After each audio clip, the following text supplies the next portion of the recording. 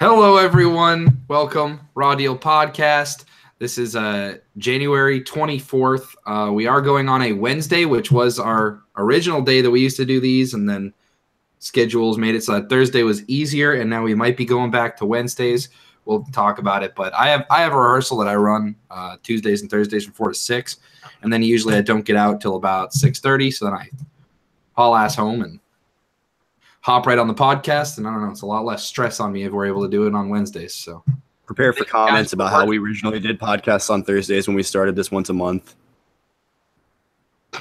Yeah, it was true. We did that because it was the only day that worked. We really only did it once a month. It was more like once every 3 weeks, but it was mostly once a month because you'd only see it every 3 weeks. You know what I mean? Like. Yeah, that's true. That's true. Most months. Feel free to type in chat at any point during the podcast and let us know what you're thinking. You know, come hang out with us. So I'll be in chat as Cat Thumbs, and I plan on just I'll be moderating as the talking some wrestling. So we had Raw and SmackDown this week, but the first thing I want to talk about, and we don't need to talk about it for too long, but we will touch on it. Enzo Amore officially released by the WWE. With all of the rape allegations coming out and stuff, as broken by Sean Ross Sapp at Fightful.com, the boy. So anyway, pretty much Enzo Amore was released not because of the allegations, but because he didn't tell WWE HR. That's what's being reported, is that he knew about the investigation and failed to notify WWE, which makes them look real bad. Because all of a sudden they start getting hit up like, hey, what's going on? And they're like, I don't know. It's the first I've heard of it. WWE likes to be prepared. So for that reason, I mean. Fireable offense. Yeah, like, and it's I didn't know that. Really, firing or release. I mean, it is a release, but, these guys are all independent contractors. So it's more of a, we don't really need your services anymore. It's just a little weird because he was champion. So what do you think of the situation, Garriet?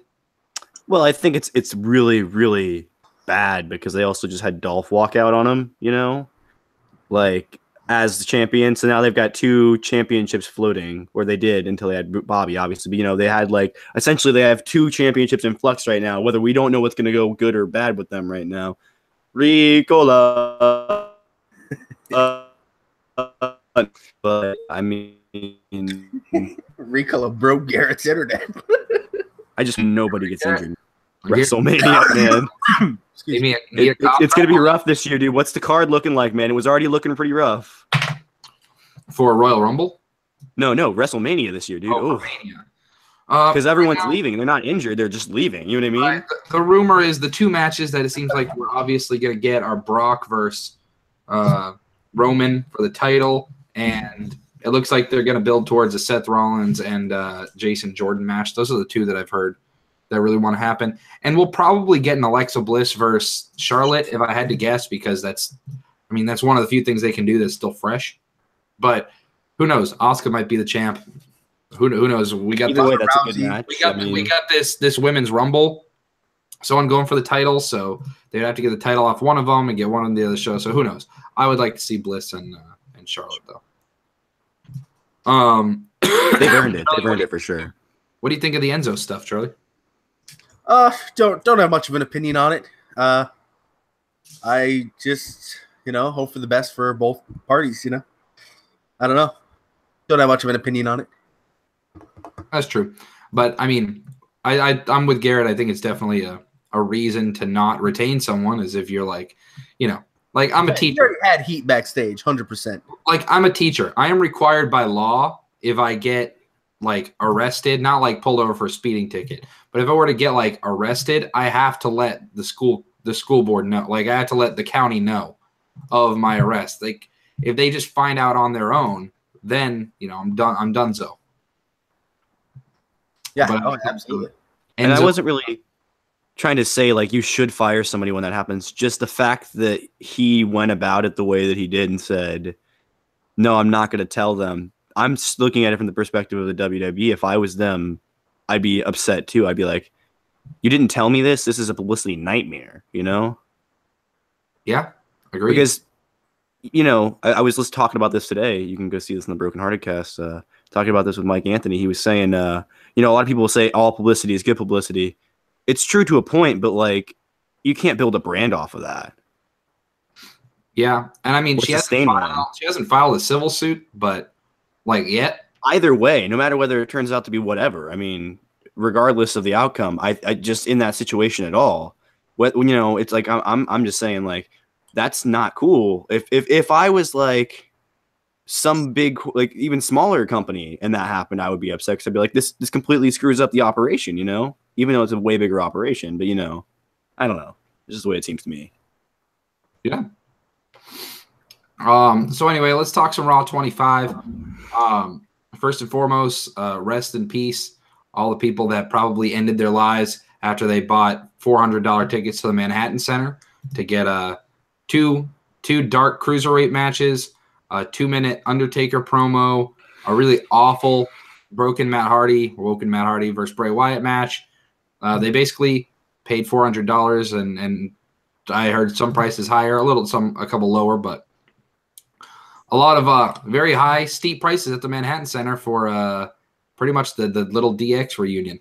I think they got a little cheaped out. I think Garrett agrees with me based on his current actions. Yeah, they totally did that the wrong way. Yeah, so they had two different different venues for Raw 25. They kicked the show off from the Manhattan Center with JR and Jerry Lawler bringing it in, saying, you know, welcome to Raw 25. Just like the olden days, Manhattan Center is where they kicked off the first Raw, so it was nice. But it's a much smaller venue, obviously. And then the other half was at the Barclays Center. And there's a rumor that a couple segments got moved that were supposed to be at the Manhattan Center. They got moved to Barclays, maybe because of just – I feel like Barclays is just bigger. They probably have more access. It's going to be a nightmare to shoot broadcast-wise because you're going to have segments that are going to go long in one venue to another, and you're going to have to be – you only got 3 hours, dude, even though you got 3 hours. I sounded like what was that comedian? Anyway, for a second. But, yeah, I mean, you know, you got to switch between both feeds. It's going to eat up a lot of your broadcast time just trying to switch between locations. Like, I'm not surprised they weren't doing that during, like, commercial breaks only. That would have made a lot more sense to me, you know? Yeah, that's what – so it was interesting because they pretty much started Manhattan Center but then threw it straight over to Barclays. And then at 45 minutes, they switched over to a segment at the Manhattan Center. I was like, oh, okay, maybe they're just going to do 45, 45, 45, 45, be done. And then they would end it at the Manhattan Center just the way that they kicked it off. I was like, okay, that's cool. It didn't play out like that. So the first segment that we had on Raw I thought was really, really well executed. We kicked off with Shane McMahon and Stephanie McMahon out there basically talking, just celebrating, having 25 years of Raw, which is crazy because I was born in 1992. So, you know, Raw, I'm as old as Raw. I'm 25 years old. So Raw started off with those two in the ring, and they basically said, you know, we got to – they brought out the man who made it all happen, Vince McMahon. He comes out. They do a great little segment. They bring out a plaque, and it's funny because when they brought out the plaque, I literally leaned over to the two people I was watching this show with, and I was like, really, dude? A plaque? 25 years, and they cut him a plaque? And then the guy I was watching with, Sean John, he was like, yeah. He's like, I really hope he cuts a promo on the plaque. And sure enough, he did. He's like, what the hell is this? And anyway, he goes nuts on the plaque. And as he's going crazy, the glass breaks. Out comes Stone Cold Steve Austin. And he comes out and bargains with Vince McMahon at first. Vince is like, no, man, don't. Vince, he's like, oh, Jesus, I know what's coming. So Vince tries convincing him to not stun him, but to stun Shane, his son. He's like, look at Shane. He's nice and young. And Stone Cold's like, sure, stuns him. And then turns around, hugs Vince McMahon, and then stuns him. Stephanie, I don't know, she dipped. And then and then Stone Cold starts cracking beers. His old beer thrower just must not be there anymore because the new guy kind of sucked. He's throwing some bad throws, and Stone Cold, he's lost step too. He's dropping a couple, but Stone Cold looked good. And then Shane gets back up. Stone Cold cracked a beer with him, and then stunned him again. And Shane did the spit take. Beer went everywhere. It was a good time. Charlie, what'd you think of the segment? I thought it was a perfect opening. It was awesome. Everything you could have, I feel like everything they could have gotten out of that segment, they did. Just really, really enjoyable to watch. And it also it's one of those segments that it has playback with it, where you'll be thinking of, you'll randomly think of this and be like, man, I gotta go check that out again. It has that playback feel in a way. It was so well done. I don't know. It's Stone Cold. It's Stone Cold. And then the plaque, the Vince plaque. The only plaque is what these people in New York have on their teeth. when we're bringing up plaque on this podcast, randomly someone's gonna go plaque. The way it's gonna be. It was good stuff. I really thought this was 10 out of 10, pure fire opening, and I hope this got the extra 2.5 million people that tuned into the show to tune in for even longer.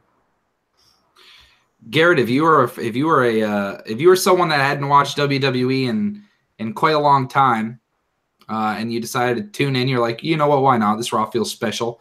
And I feel like I went in a time machine. What? If I was just when my dad hadn't watched it in a long time, I'd feel like I was watching. I'd be like, they haven't changed the show at all in this long. No, really? Stone Cold still coming out and stunning Vince McMahon? Did you do this? Are you getting kind of old now? All the old guys coming out in DX. It's like I was watching 2 weeks ago.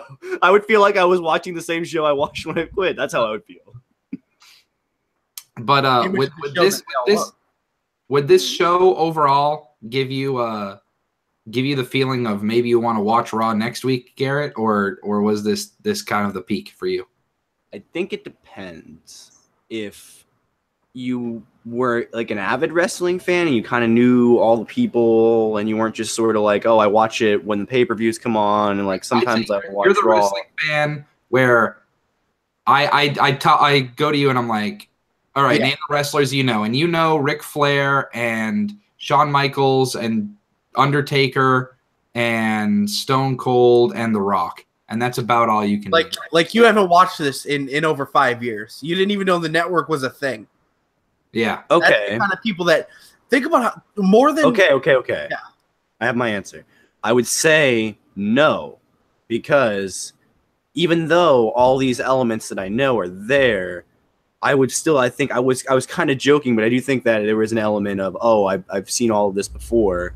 How have they not changed in 25 years? I think that's there. I think that's the only element holding it back. Like I said, I was joking about it, but I think that's the actual element holding it back here. You see how I pre-structure my jokes into my actual arguments? I looked up. I didn't learn that. A little bit of truth in every joke. A little bit. And then to add to Garrett's point and make my own, because that's what we do. While I think that first 15 minutes or whatever it was, that had some people sitting there like, man, this is what I loved about it. This is what they loved about wrestling. It's stuff like that. And I don't think it was, oh, I've seen, in my eyes, I don't think it was, oh, I've seen this. I think when they stopped watching 5 years ago, it was because of what was going on 5 years ago. And that was not going on. Now, my hope is maybe, 100,000 people are like, man, we should tune into that Rumble. We get it for free. Let's see what happens. It's just the Royal Rumble. This is the coolest thing 10 years ago when I was watching. That's true. I feel like they should have pushed the network a little bit in the first segment, knowing that a lot of people are going to the whole show, dude. I don't care how annoying it is. The whole show. You got to do it the whole show if you're going to do that. Because they had that bar up the whole show. Free. You get it for free. That's true, but I mean, acknowledge it with the commentators. But what about all the people from the South that never learned how to read, Charlie? Kidding. Sorry. Sorry. I was throwing something away. But No, they brought it up enough times. I'm just hoping, even if it's, think about this, if 50,000 people, this is 50,000 out of the 2.5 million that tuned into the show that usually don't watch Raw. If 50,000 of those are like, you know what, man? Hey, Sunday, there's no football.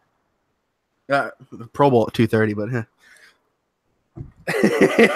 Does anyone watch the Pro Bowl? No, that's the hope. I could have, just so you guys know, through my school, because I live pretty close to Orlando, I could have gotten tickets for the Pro Bowl, which is in Orlando, for $35, and I didn't even want to go. Hell, no, I'd rather watch the Rumble at night.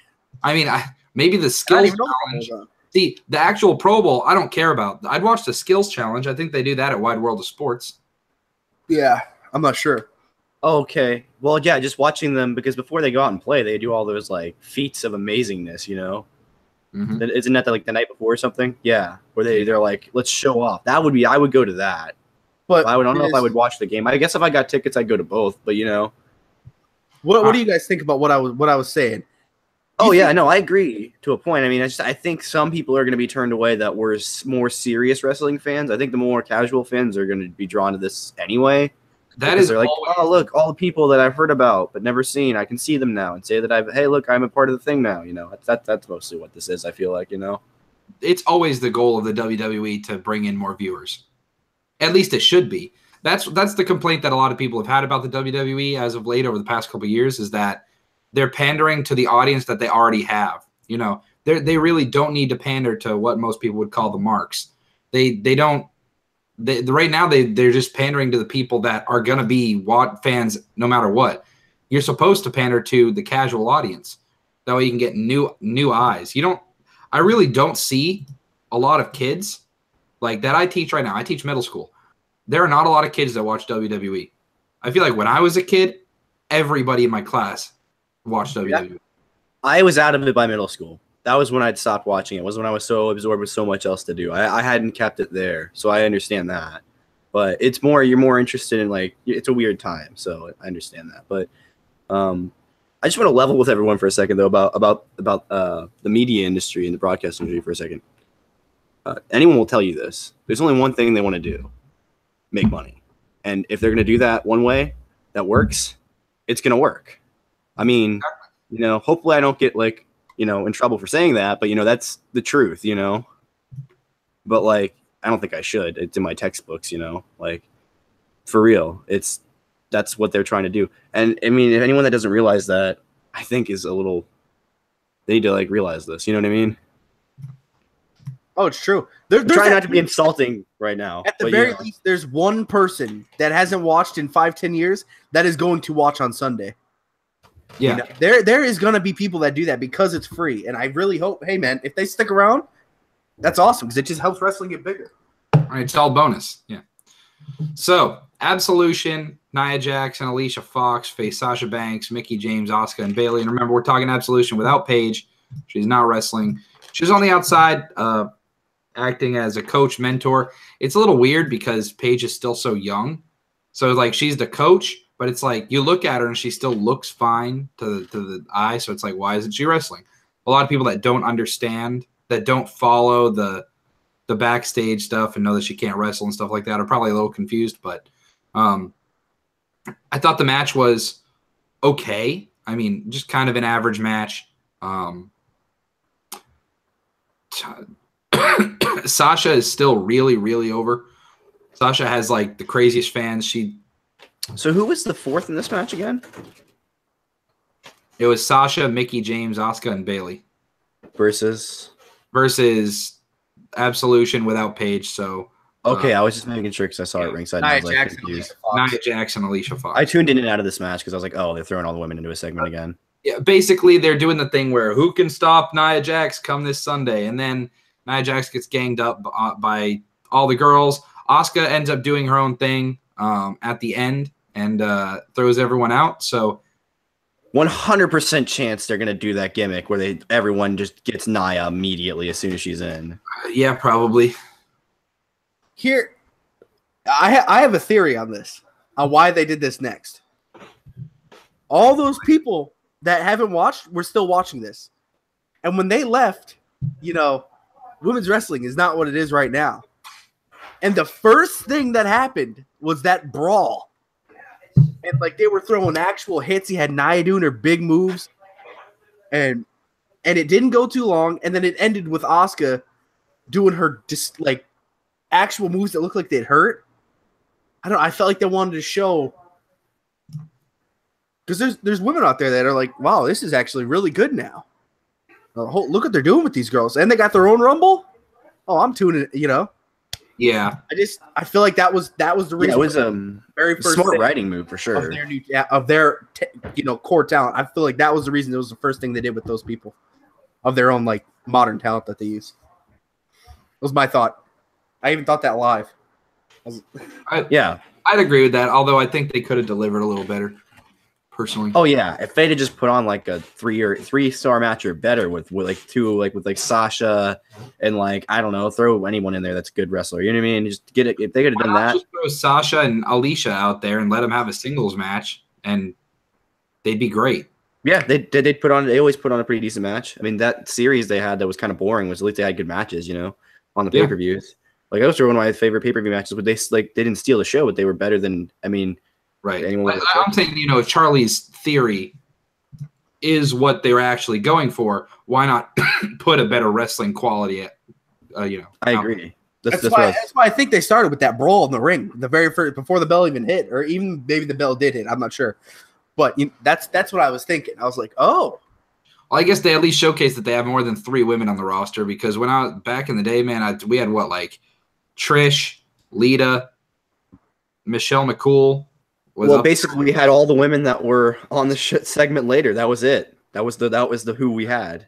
Besides Lita, who, let's be honest, it's kind of confirmed now that Lita is going to be in the Rumble because they didn't even honor her in the segment. We'll talk about it, but.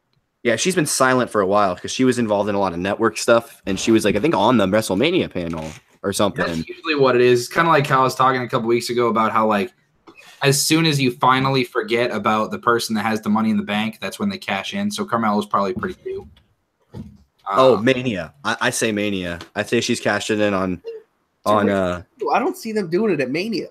I don't think so either. I just think it's going to shock more people if they do it then. I think so many people think it's not going to be that's what they're going to go with for the shock value.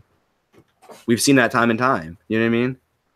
Yeah, but is Carmella really the person to become – they let Rollins do that with the intent of Rollins is going to be the guy going forward. Well, she's not going to do it at the Rumble. And what other bigger stage do you have unless you're going to say push it to Survivor Series? Who said it has to be on a big stage, though? I mean, unless you're just going to – I don't think it's going to matter much if it's not. I think it's just going to be – it's the first ever women's cash-in. It's going to matter no matter where she does it. Yeah. Okay, I'm saying I don't think it's going to be looked on back as fondly if they just do it on a random SmackDown or something, I don't think it can – hopefully it can't be worse than Corbin's, right? It probably it can be. It can be so she could just be they could just be like, nope, you don't have a briefcase anymore. That would be the worst thing they could do. Asuka ends up becoming the champion on Raw. She comes over to cash in, gets head kicked and pinned. Yeah, they've never cleared that up since the brand split if they can be cashed in on each other or not. Now, they're not even going to mention it until they decide to actually do that where someone shows up on the other show. So Undertaker came back and cut a promo. It was if you can call it that. It was intentionally vague. It's like he basically came out and said, I declare for all those who have fallen, it's truly time to rest in peace. So some were like, is that a retirement? Okay, yeah, you could definitely take it that way. But at the same time, maybe he's just saying, I don't know. It's just very weird. Something I saw on Twitter, I'm sure you have, Brady.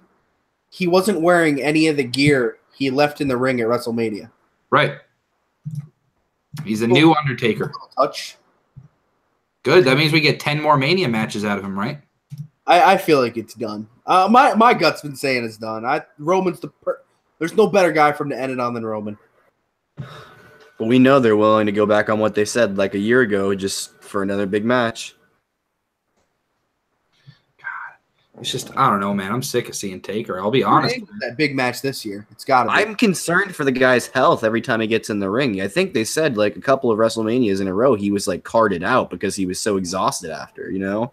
Oh, yeah, I remember something with that. Yeah. I don't know if that was confirmed ever, but I think that was Heyman said that on some shoot, and it's like, yeah, the guy probably can't wrestle like that anymore. You're talking his matches go, what, 30 minutes every time at least? Oh, yeah.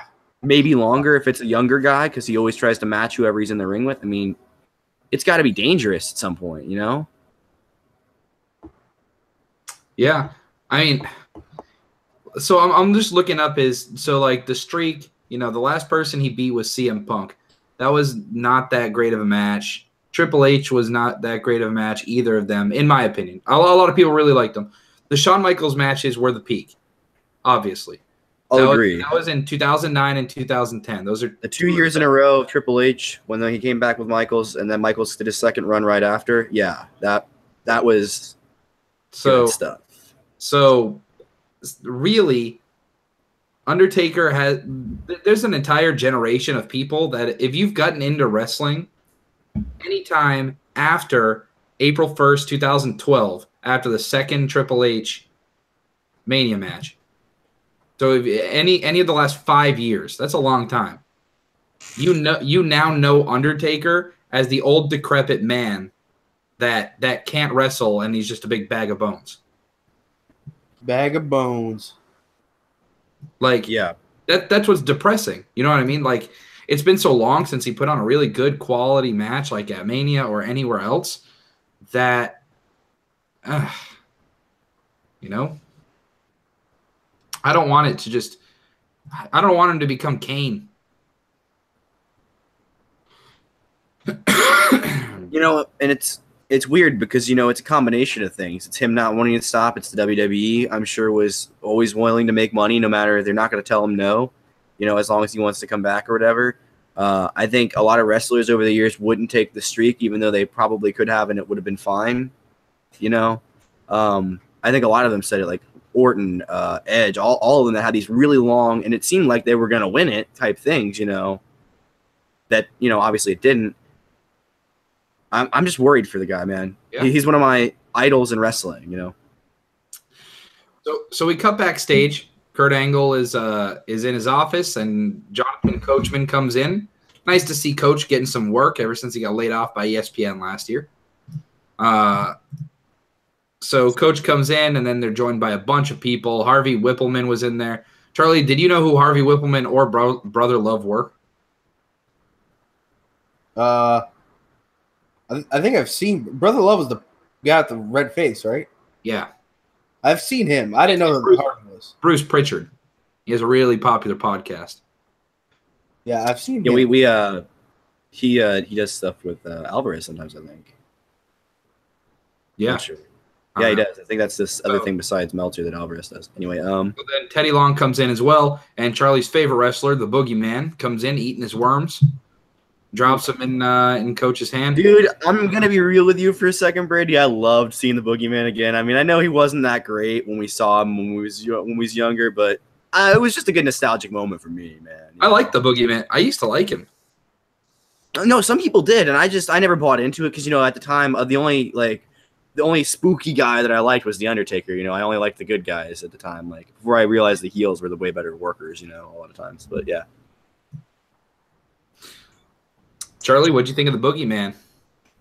Branding. I thought it was cool. I have a theory. Here we go. Coach is going to be the GM of 205 Live. That's my. That's just right off. I just thought of that when we were kind of talking about that because they're announcing that. They announced that they're going to have a commissioner. Yep, and you were just talking about it. Nice seeing it work since it's been laid off by ESPN. And my God, does that just sound right in my brain? Who could be the commissioner? You think that's the way they could bring Rey Mysterio back in, or you think he still wants to wrestle? Oh, that's what Charlie just said. He said he thinks Jonathan Coachman will be the commissioner. Oh, the GM, and then Rey Mysterio be. Oh, I don't think Mysterio's coming. No, back. I was about to say that would be a good role because I think that guy is also another guy that I don't think his style really suits older wrestling. You know what I mean? Yep. I feel like it's going to be Coach's show. I feel like they've had Jamie Noble's been working there for a long time. He's a former. Okay. Well, maybe you put coaches commish and have him maybe fill more of a GM role, and you have Noble on there as maybe more of like what Daniel Bryan does on SmackDown, coming out sometimes, but mostly leaving it to the commissioner or whatever, you know. I'm trying to think of other cruiserweight champs. The guy who last had Christian was cruiserweight. Was Christian cruiserweight champ at one point? No. No, you don't think so? Christian's too big. He's too big, but they also put anyone that was smaller than like 250 pounds in the cruiserweight division back then. Well, I'm trying to think. The last cycle, I know the Hurricane, Gregory Helms, was the last one before. Yeah, Shane Helms. Hurricane Shane. God, I don't know. Funaki, bring him back. He's on the which commentary? Japanese. Yeah. I didn't want to mess it up. Right. I mean, he's an active member. That makes sense. Yeah, he could. Right, that'd be cool. Yeah, maybe someone's kid or something that was related to someone. They want to, go to Jiri. Well, they could always, if we're talking commissioners too, so they could always go with someone's kid of a cruiserweight that kind of lived with it, and they could work it. What about Brian Kendrick? He's hurt, and then that could build back into a storyline. Yeah, you could have him be like, we could get the kind of storyline we wanted to Daniel Bryan, but out of him. We could maybe visualize it, but not have. Well, obviously, we're probably not going to get that at this point. They would have kind of started that already, So we got pulled out of the hat. Easily the best match of the night: Roman Reigns versus The Miz for the Intercontinental Championship. I thought it was obvious that Miz was going to win, but most people on Twitter that I saw thought that Roman was going to win, or at the very least, it was a split down the middle as to who people thought was going to win. But it's obvious they're going to build Reigns towards a world champion slot. There's no way that Reigns isn't going to be in that Elimination Chamber match. So Roman Reigns, the transitional champion. Yep. I love it. Okay. True fact or fiction, Charlie? Will the Miz hold the title starting right now longer than Honky Tonk Man? Is he breaking the record? Wait, in one reign? Yes. I don't know one reign, but I definitely I do know for a fact Meltzer said he's getting a monster push. That's been the report. So whatever that means. How long is that reign? Isn't it like 800 days? I'm thinking Miz versus Balor at Mania for the IC title. Dude, that's what Dude, do you guys remember me talking about this? It's money. I wanted that match, and then dude, if that happens, maybe I have a date when I made this picture. Let me see. I was thinking the other day. Oh, I have yesterday, more like. I have a date when I made the picture. June 5th, 2017. Jesus. Nice. Dude, I remember that too. Oh, man. All right. Because I think you sent it to me first, or maybe you just sent it to the chat. I can't remember, but I think I saw it first, and I was like, okay, It's funny because it literally seems like Roman was just champion because Miz made a movie. Yeah. That's literally what it was, essentially. I mean, and I bet, I wonder if that's how that went. If they were like, if it was just, I don't know, give it to someone I like, and they gave it to Roman, Roman, we've talked about how much of a leader is and stuff. If WWE asks Roman to do something, he's going to do it. And if they say, hey, we need someone with some prestige, so that way you don't want to put it on someone awful and then it not work out, and then the Miz has to try and build it back up again. Loses it, and then Miz has to bring it back. They keep it on someone big. That way, it never loses that aura. So. True. We had the Peep Show with Seth Rollins and Jason Jordan. So Christian was back. Christian looking good. One more match. That was one of my all-time favorite storylines. Seth Rollins tries to talk. Jason Jordan talks for him.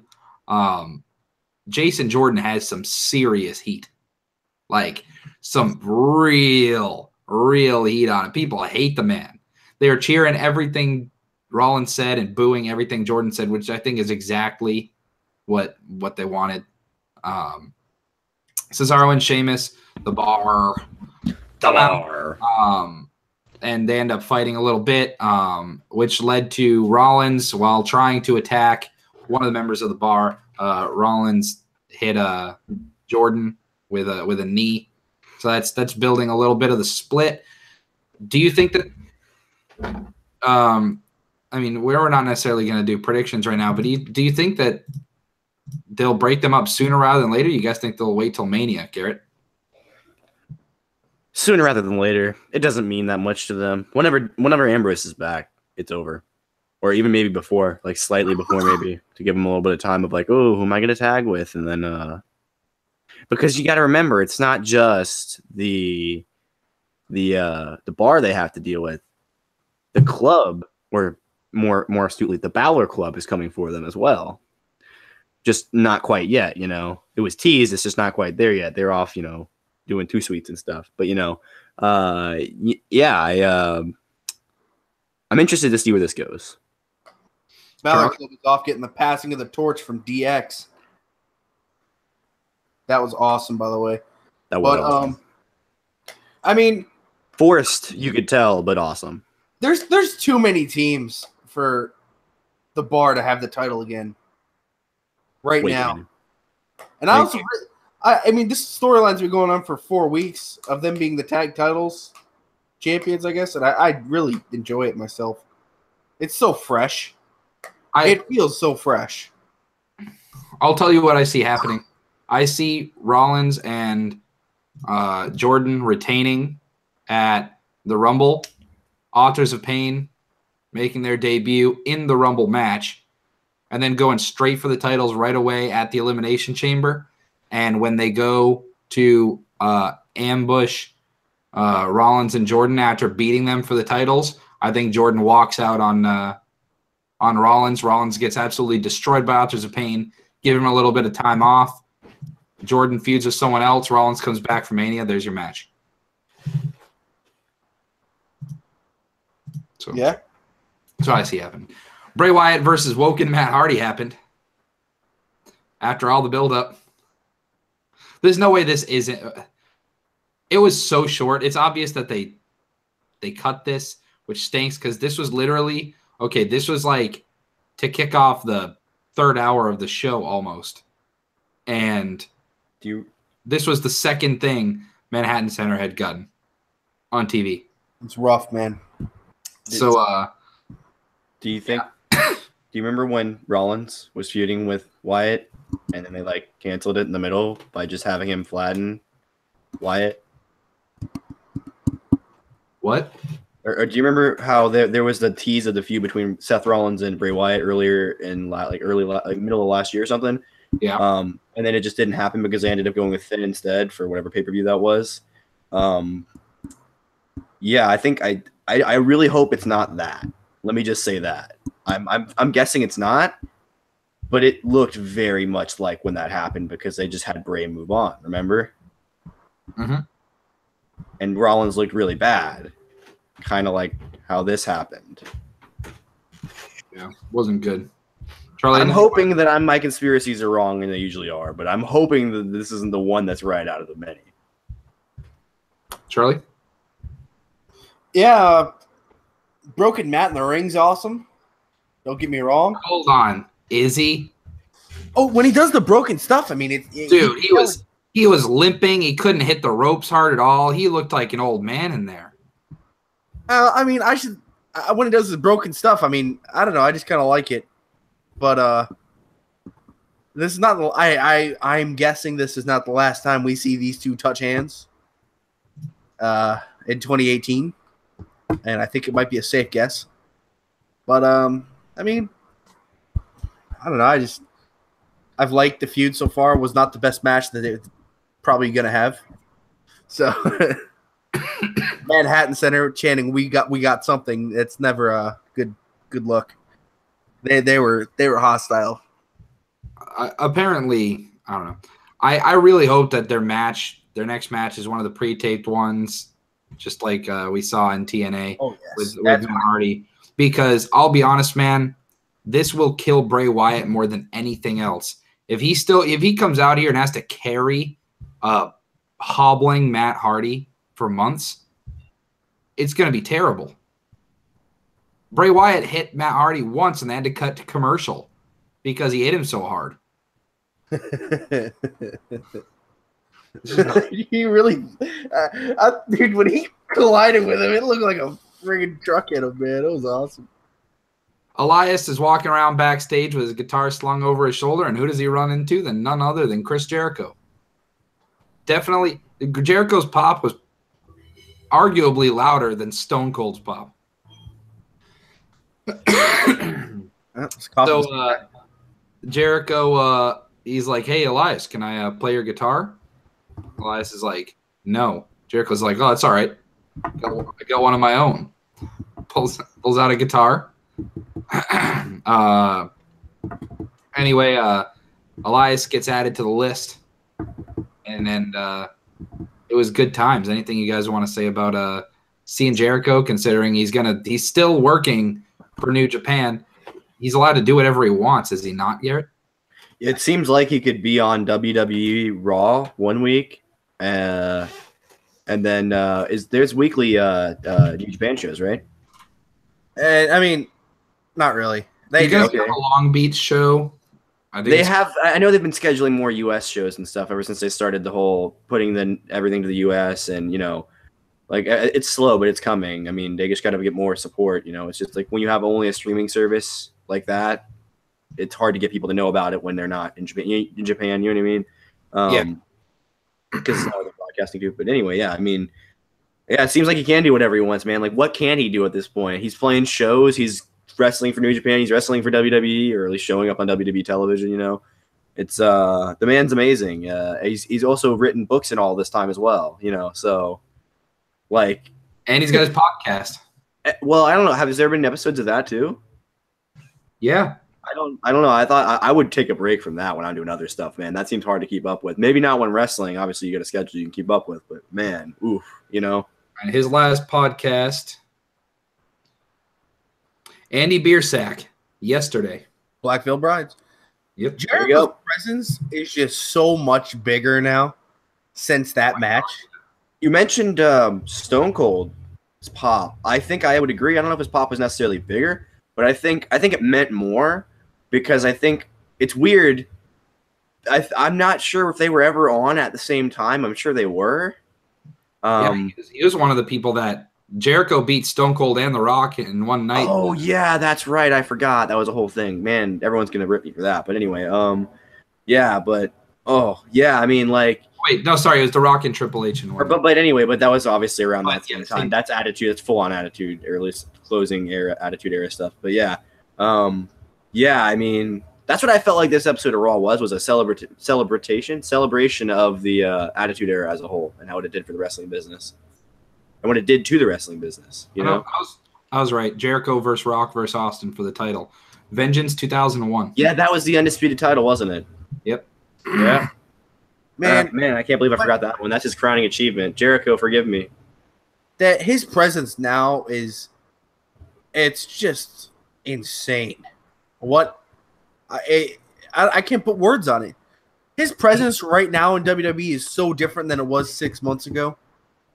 And he's a businessman, man. He knows how to market himself. As soon as he knows he's going stale, he leaves. As soon as he knows, hey, I can hop in and be even bigger than I was before, he does it. Every time Jericho returns, it's huge. And I think Stone Cold's pop, people knew Stone Cold was going to be there. Chris Jericho was never announced or anything. Elias was just walking backstage. People were like, oh, cool, Elias. What the? So, like, it was a shock pop. It was like, oh, my God. Yeah. By the way, I like that we can say, oh, cool, Elias now as general. The general fans can probably say that now. I like that he's built himself enough. Mm-hmm. He's a mainstay on the show at this point. I think it's night and day from when he started, man. Right after this. Go ahead. No, I think it's night and day from when he first came to the main roster. I think we thought, oh, this is going to be cool. We get to see a little bit of a different thing because he took it to a different level from just the weirdness of NXT, that he had. But, I just am impressed with the guy. But anyway, go ahead. So right after this, Elias goes down to the ring. He's got a match. Well, not a match, but a performance in the ring. He's interrupted by John Cena. Elias was talking that shiznit last week on John Cena. If Elias eliminates John Cena, I'll be so happy. Oh, dude. The pop. I mean, Charlie thinks John Cena's going to win the whole thing. So I'm hoping it's not Cena or Roman, but hey, man, anything happens. Those are the WWE's safe picks, right? Yep. If they go outside of those two and it's not someone that's been in the company for 15 years, I mean, we're looking good. If he winks in the marketing, we know. 10 years. I saw someone on Twitter saying, "What if at the Rumble, Owens and Zayn lose against Styles, but then Zayn wins the title and cuts Owens out? Like he wins the Rumble or something? Like Zayn wins the Rumble, yeah. And then he wins the title off AJ, and then, like, I don't know, AJ goes I was like, to dude, Raw that could be very, very interesting because everyone sees Owens as the bigger star. Maybe not after. Oh, and then you make AJ Nakamura maybe a non-title match. Anyway, I'm gonna go on because we got a bunch of other stuff to talk about. But anyway, Cena put I almost called him Elias over big time. Elias cracked a guitar over Cena's back, and it was good. I mean, this will be the launching pad for Elias potentially. This will be where we'll be like, finally, he's arrived. We talked about Braun having one of those moments last week. This could have been Elias's week, so I really hope he gets something good at Mania. Titus O'Neil and Apollo Crews faced Heath Slater and Rhino after a dispute at a poker game. Yeah, that happened. They couldn't even – okay, when this match started, everyone was thinking the same thing. They literally couldn't even yeah, I can. We couldn't even give this to the Manhattan Center. Yeah. I thought they were there. I think I saw something it was supposed to be or something. I thought they were at the Manhattan Center because Jeff Hardy showed up and was hanging with Matt Hardy right after that.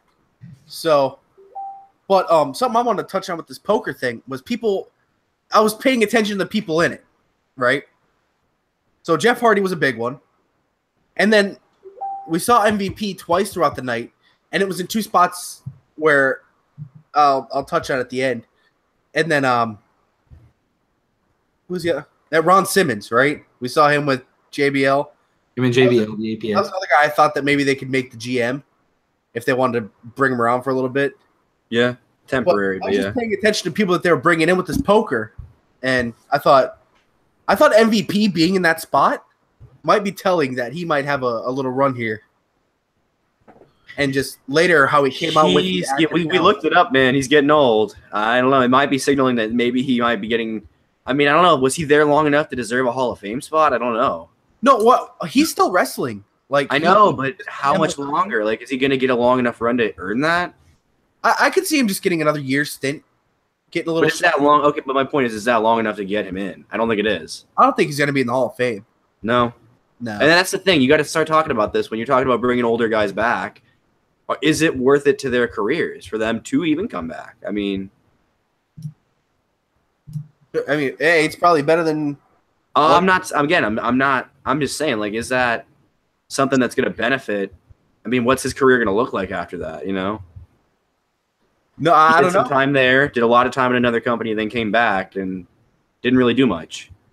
He had some great feuds with some people over the years. I mean. I mean, I'm not trying to trash the guy or anything. I'm just saying. I get it. All right, I'm moving on. Too much time on MVP, in my opinion. I was just pointing that out. You know, MVP. I don't know. They might give him a little bit of run, but I mean, he's not going to be the world champion or anything. DX had a reunion. They passed the torch to the Balor Club and then destroyed the careers of the Revival. Do we really need to talk about it? No. X-Pac is another one. He could be that GM if they want to keep him. He could. X-Pac's good. X-Pac got a nice big pop. Then the other notable thing is Razor Ramon. During his entrance, they cut to commercial. Yeah. Man, that guy, he talks really slow, dude. I wonder how old he is. Razor Ramon. He the way he talks, he feels like Scott Hall is old. He's very old and slow. 59. Yeah, he's up there. Yeah, I did you watch that documentary, Brady, where him and Jake the Snake did the DDP stuff? That was Jake the Snake, one of my favorite movies, man. Dude, that was great. Yeah. And then we had to go down between Lesnar, Kane, and Strowman. I didn't like it. Did you guys? I didn't, but that was that spot I saw. What's his face come out with the young talent? And I was like, huh, Because I'm pretty sure MVP is going to come out at the Rumble. They only got 13 announced. I mean, well, that doesn't mean anything in a Rumble. They can always just say, "Well, we knew this ahead of time," you know. Well, if you think about it, last year we only got Ty Dillinger as a quote-unquote surprise, even though people knew it was happening. And the year before that, we just got AJ. I don't remember. You guys can correct me if there was any other surprises, but they've been pretty good about not doing surprises over the past couple of years. So I think we're due for a heavy surprise. We got a goose egg in number 30 Roman. Does that count as a surprise? the women's are going to have some. Not the Roman, by the way, not a good thing. But, you know, I think, I agree with him. I think it's all going to be in the women's Rumbles where all that mystery is going to be tied up because they could always bring anybody in. Shayna Baszler could show up. You know what I mean? Like, anything could happen, you know? Yeah. Especially with Johnny on a little bit of a tiny tear down there in the NXT could promote her up a little bit, you know? Just a little bit. So Raw 25 grades. Charlie. For what it was, if we're grading it on the scale of a normal Raw, I would give it an A. If we're grading it on the scale of what Raw 25 could have been, oh, that's not a good idea. I would give it an average grade, so I'd give it a C. Because I feel like there was some things poorly executed, but I feel like there was some things perfectly executed. We're going based on your grade, man. Your grade. Whatever you want to base it on. So as just a base of a Raw, I would give it an A. All right. Garrett? It's Raw 25, so I'm giving it 25 out of 100. No, I'm kidding. I'll give it a C. It wasn't anything special to me, even though it's Raw 25. It should have been more than just let's recycle the past. I feel like that's not the way you make new television. I just don't. It's a very toxic way to make television to me. Yeah, I think for being Raw's go-home show for the Royal Rumble as well, I don't know. I think they could have set some stuff up better. And I think a lot of the legends, they just kind of tossed them all in there, which, I mean, you knew they were kind of going to do anyway. But, I mean, Stone Cold got a little spot on his own. Jericho, Christian, the Dudley Boys came out, which we didn't even talk about. They could have done that in Manhattan Center, but didn't. They came out and beat up Heath Slater, and then Rhino was helping them beat up Heath Slater. It was weird. You know, but then I don't even touch on this. Beth Phoenix didn't necessarily not have to show up because Edge wasn't there, and she was definitely an architect of that women's. Oh yeah, and then they rolled out the women, and a lot of the women looked really good. I mean, Beth Phoenix wasn't out there, but was Charlie the one that said that it looked like a lot of them could still wrestle? I mean, a lot of them probably still could because you know a lot of them end their careers younger than men do. You know, so and as wrestlers go, they can tend to wrestle older. I just wanted Stacy Keibler out there, but she wasn't. What can you do? That was my bae. She's got legs. Legs for day. Leg day. Dude. Rick with the leg day. We gotta get an interview with Rick on his foam rollers. Hey, seeing Jacqueline not being shunned anymore is also a good thing. Yeah, I was talking to Sean John about that when I was like, dude, that's good to see Jacqueline because of of all this stuff. Yeah. That was such a scandalous thing. Oh man, that was a thing. I have no idea what you guys are even talking about. Her boob popped out in the middle of a live show. Oh yeah, like and I think she did on the entire thing, and it tucked back in. But back then the interwebs were still, a lot of that was super big deal. So yeah, I think I'll give Raw 25. I'll give it like a B-. I would have liked to see better matches. I'm not huge on the nostalgia necessarily because I didn't watch the first Raw. You know what I'm saying? Like, yeah, I liked seeing Stone Cold back and stuff, but like I listened to Stone Cold's podcast, so it's not like Stone Cold's completely foreign to me. I watched Jericho's New Japan match. It's not like I haven't seen Jericho. It's not like I haven't seen these people. I felt like the Dudley Boys are always around. They're probably in the back somewhere most of the time. Let's be real. Like even when they're not there. Yeah, Devon works in the back.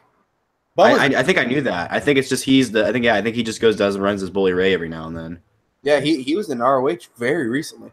Yeah. Bubba will probably be in the Rumble if I had to guess. Do you see him maybe getting a singles run at some point it's gonna be that year anniversary. We gotta make our prediction. We gotta pick guys in the Rumble. We gotta do our Rumble thing again. I said that earlier this year. I was like, do you want to do that again? And we were like, we don't know. We talked about it, I think. Absolutely. We need to Let's do do it. We don't have enough time now. At some point before Sunday, we'll get that. Yeah. We'll get that video. Give us picks 10 guys, right? And we'll do the point system. We'll just do all 10 at once this time instead of over however many weeks it was last time. That was good, though, when we did that. Yep. Sounds good. Next year, we'll do it the right way. Kevin Owens and Sami Zayn kicked off the show on SmackDown. They were interrupted by AJ Styles. AJ Styles like, oh, what do you guys want now? And basically they were like, here, you said that you could face us both back to back on the same night, so you better do it. And then Daniel Bryan comes out. Most people assume to sanction the match. The two matches, Styles against Owens and then Styles against Zayn. But Styles ended up accepting their challenge before Bryan could say anything.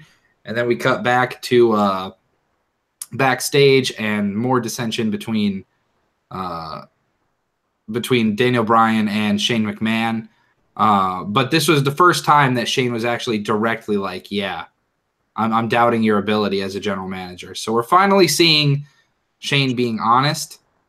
Is Shane finally the heel, guys, or is he the face? I'm confused. It can go a couple ways depending on what happens Sunday. But I mean, I don't know who's the heel. I'll be completely honest. Because Daniel kind of, I have no idea. I really love this thing of Daniel Bryan taking everything super literally that everybody says. Like if he said, like if Kurt Hawkins came out and said he's going to try and jump to the moon, he'd be like, all right, jump. We got the cameras. You know what I mean? Daniel Bryan's like intentionally just calling everyone's bluff because it's funny. Because he has the power. Maybe he's the heel because he's abusing his power. We all thought it was Shane because of all this stuff, but he was kind of just, evening the odds for AJ a lot of the times, If you think about back to the early parts of the storyline. So maybe it is Daniel Bryan. Maybe we're getting a little heel Bryan. Maybe. That'd be huge. Jey Uso faced Chad Gable. This was a fantastic match. Now, was this the one that got the DWI or was it the other one, Charlie? I think it was him. That's what I thought. Okay. So it seems like he's not necessarily being punished just yet. I mean, he did lose. Jey Uso loses clean after Chad Gable hits that sweet roll-up suplex. It's like a roll-up pin, but that he pulls back up into a German and then bridges for the pin. It's nice to see him winning without a necessary, finishing move. He basically suplexed the hell out of him over and over again and then won with a suplex. So we won't necessarily pick these matches, but I think it looks good for Gable and Benjamin, considering the DWI and considering the Usos. I don't think they're stale, but I think we might see some new faces. Garrett? Yeah, if losing is the worst thing that happens to, I believe it was Jay, right? Yeah, that's pretty good, especially considering in the past, a lot of times they jump to conclusions and they just assume we don't want to be associated with that. So this is, I think being there a lot longer helps you in that regard. Like if you look at guys like Brock, his steroid scandal only got briefly mentioned, I think, in a comment, so, and that was a much bigger on like a world scale, So yeah, if most people probably didn't even hear about this outside of the wrestling realm. So I think he's pretty safe for now, just as long as he doesn't screw up again. If he does like a Jeff Hardy and messes up like 3 months and it gets told like if you mess up in the next 3 months and then does it again like twice, like as long as he doesn't go that way with it, Guys, just announced breaking news. Trent is facing Chuck Taylor for the PWG World Title on February 16th. What do you think about that, Charlie? The best friends, man. That's awesome. Best friends going at it. So it's so odd, though. You just take a look at those two guys, and you're like, what? Sorry, and it's not Trent. It's Trent. Trent? Garrett, do you know Trent and Chuck Taylor? I've heard of Chuck Taylor. I don't know about Trent. You don't need to know. Naomi faced Liv Morgan. Once again, a pretty solid match. SmackDown generally had like really good matches in my opinion, but not a lot of story development, which it's the go-home show, so I don't think they necessarily needed it. But we'll talk about that during our ratings. But Naomi faced Liv Morgan. The match was good, and then they, in my opinion, ruined it when all the women had to jump in. They're like, ha ha, look, we're all going to be in the Rumble. Let's throw each other out, just like they did on Raw. Because, yeah. Garrett? Can we please have a spot where, like, when we have a Royal Rumble coming up, we have, like, and it could be for the women, too, because I think it'd be hilarious, and I think it'd be a lot more possible. You have all of the other women underneath the ring for an entire match, and then bell rings, everybody comes out from underneath at the same time, and just swarms in, and then they have, like, a fake Rumble, you know? Tell me that wouldn't be great. I think they should make it I think if you're in the Rumble, but you haven't come out yet, you have to be under the ring the entire time. You don't come down the entrance ramp. You have to come from under the ring. Spelunking Rumble. No entrance music or anything. It's just a random... Someone crawls out slowly. You see red hair. Oh, it's Becky. You got 28 women hanging out under the ring. They'd probably just have a conversation or something. I feel like that's what you do. If you're all underneath, they're like, oh, hey, we have no room. Prediction right now. Who starts the match? Charlie. The Women's Royal Rumble match. Who's the first two? Oh, God. Nia Jax and... They're going to be cliche and do one from SmackDown and one from Raw, right? Nia Jax and Tamina. Becky Lynch and Asuka. Yeah. If that happens, Garrett, I will never do this and show. And you give them 5 minutes to go. If that happens, Garrett, I will become vegan for a week on this show. On this show only? I mean, that's... You got to commit, dude. I don't know necessarily who's going to go for Raw. I'll say Sasha. I think it's almost a guarantee it's Naomi from SmackDown because they give full entrances to the first two, and Naomi's entrance is what she's got going for her. So, dang. Look, that's how it is. They always give the flashy entrance people the first two. You look at Eddie Guerrero coming out in his lowrider. You know, he got to do that because he was one of the first two. So, I think Del Rio did his card 1-2. Yep. Shinsuke Nakamura versus Baron Corbin in his first televised match of the new year. What a push he's gotten. Shinsuke beat Corbin by disqualification because Randy Orton came out and out of nowhere and RKO'd both of them. That was awesome. I liked it. Dude, Charlie, shut up. You hate Orton. Truly out of nowhere. It was really good. Very good camera work. I had to watch this one back, by the way. They're usually terrible about that. By saying the women's match during the brawl, I fell asleep. So. Fair enough. Good to know. I need to watch it back. It's on DVR. I bought the DVR for my TV. So. Oh, dude, hell yeah! There you go. We were at Corbin Nakamura. This is a good match, dude. Honestly, it was. We didn't know from their initial match because I do believe they did fight at one point. Not like for a title or anything, but I think they have had a match before. Maybe not them two. I don't know anyway. But yeah, I mean, it was interesting to see them let Nakamura because with a bigger guy like that, I feel like he could take a few more shots from Nakamura than everybody else. Like for sure, especially having been a Golden Glove champion. I feel like he could take some shots. This is the match we've all talked about. It'd be brutal, and man, was it. Yeah. Got it. Could have been a little bit more, though. I will say that. Like, if they'd have let them actually go, obviously they're saving that for when that is the match. The two known former fighters, Right. Rather than maybe Brock would be a bigger one for Shinsuke. But, like, even for Baron it would be. Because, any amount of fighters they can just fit in there, do it. Bring back Shamrock. Let's do it. Yes. Would you be down for one more Ken Shamrock match? No. Thank you for saying that. Charlie, what'd you think about your boy and your other boy? Yeah, good stuff.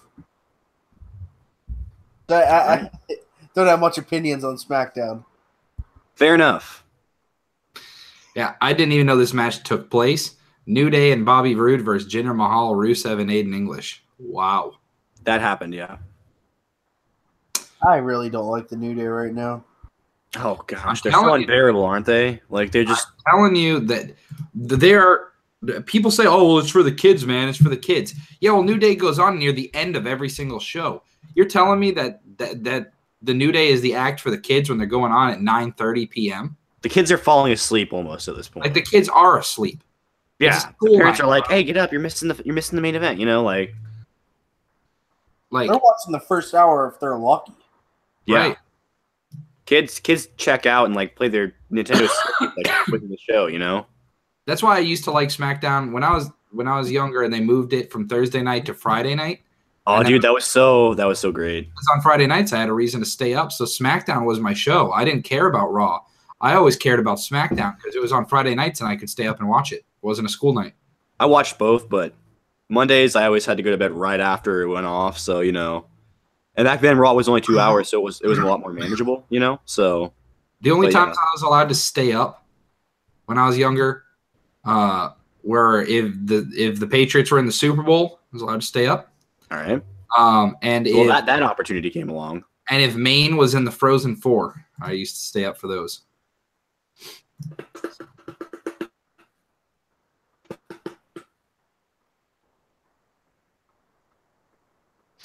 All right, I came back. I don't know how long I was going for.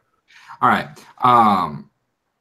AJ Styles faced Kevin Owens, and then he was like intentionally injuring Kevin Owens.